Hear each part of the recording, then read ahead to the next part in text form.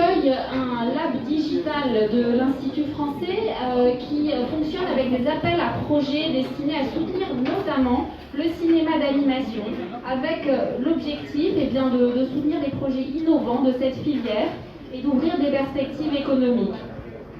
Et puis je voudrais terminer, avant de passer la parole au directeur artistique pour la présentation de la programmation, je voudrais insister sur une dimension de la programmation qui nous tient particulièrement à cœur à l'Institut français, c'est le sujet écologique, car le mois de mai pour l'Institut français, c'est un mois de mobilisation aussi pour l'écologie avec le festival Demain dès aujourd'hui. Et nous avons souhaité encourager des passerelles avec le FICAM, qui proposera notamment des films traitant de sujets environnementaux, mais aussi des films ayant recours à des procédés pour réduire l'impact carbone de leur réalisation. C'est le cas par exemple du film Edmond et Lucie du réalisateur François Narbou, qui a développé une technique innovante pour réduire l'empreinte carbone de la 3D. Et François Narbou donnera plusieurs conférences sur ce thème à Meknès et dans le réseau de l'Institut français. C'est juste quelque chose qui récompense tout le travail de l'équipe. Je crois que c'est quelque chose qui me touche beaucoup. Est-ce que j'en aurai d'autres? Inch'Allah.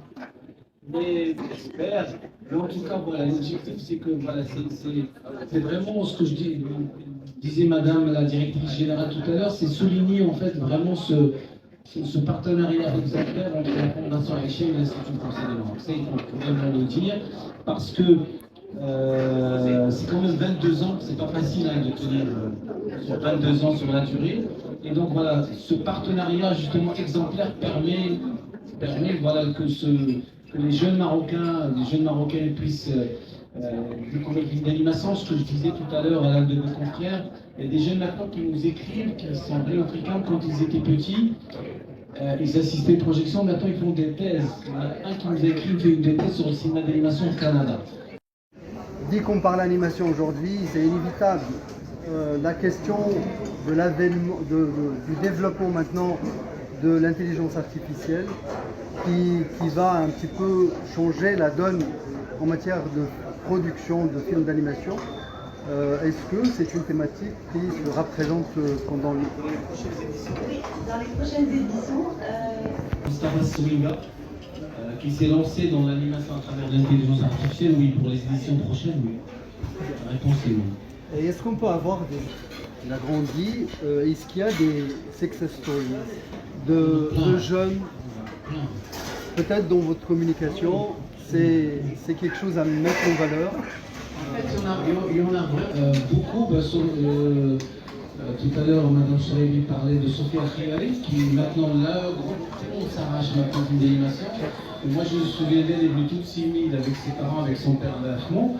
Et puis, elle a découvert ses producteurs à Meknès. En fait, vous savez, moi, j'ai même des jeunes réalisateurs qui sont venus, ils ne savaient pas du tout ce que c'était, parce que l'école des Beaux-Arts de Tétouan les a envoyés. Mais on a beaucoup qui ont découvert vraiment les films d'animation à Meknès. Ce que c'est un storyboard, ce que c'est que la pâte à modeler, ce que c'est qu'une animation marionnette. Je peux vous citer plein d'exemples. On parlait tout à l'heure de ce jeune Marocain qui vit au Canada, qui nous écrit parce qu'il veut faire une thèse. Il est à Columbia, je pense, c'est quand même une université assez prestigieuse. Il y en a beaucoup, des jeunes filles, des jeunes garçons. Maintenant, ce qu'on dit à chaque fois, dans tous les studios marocains maintenant, qui sont dans le film d'animation, qui produisent la série, il n'y a pas un seul studio, il n'y a pas une Marocaine ou un Marocain qui sont passés par nos ateliers de formation. Et puis le success story, c'est aussi le cinéma caméra, déjà, vous voyez, c'est génial.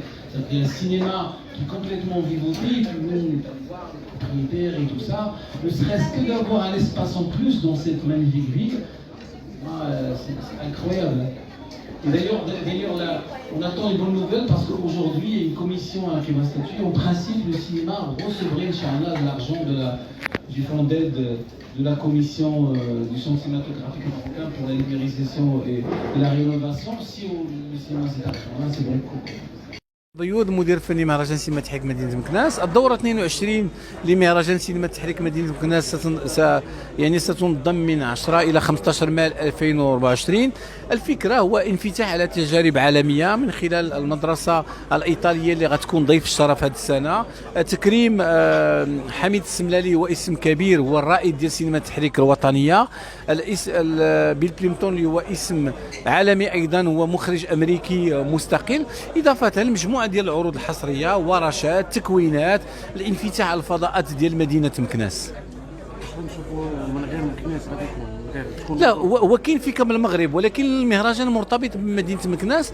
عندنا واحد التجربه اللي سميتها في كامل المغرب، اللي فيها مجموعه ديال العروض المهرجان اللي غادا تدوز مدن مغربيه من خلال المعاهد الفرنسيه. اجيو تفرجوا، مرحبا بكم. الله يحفظك. لا تنسوا الاشتراك بالقناة وتفعيل جرس التنبيهات. لايك للفيديو ليصلكم جديد قناة 13 بالعربية.